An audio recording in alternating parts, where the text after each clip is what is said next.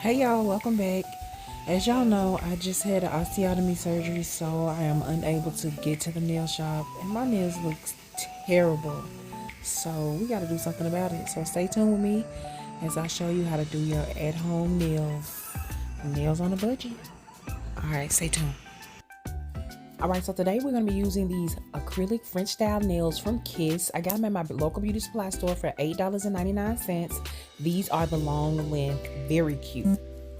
So first I just start by pushing my cuticles back using this cuticle pusher just to make sure that your nails look good once you go ahead and apply the false nail.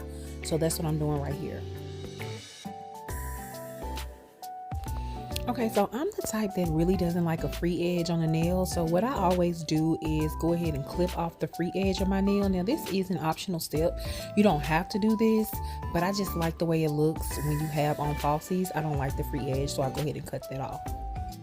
After that, off camera, I go ahead and buff my nails out with a filer just to go ahead and get the nail bed gritty. The nails themselves come with this pink glue, so I went ahead and got the glue out of the box and I was able to apply the nails. And there you have it. I went ahead and applied these nails off camera, secured them on my nails, and then I just applied some cuticle oil around my fingers to make sure that they look good and healthy to protect my pushback cuticles and my nails. And there you have it, a way to get your nails done right in your house.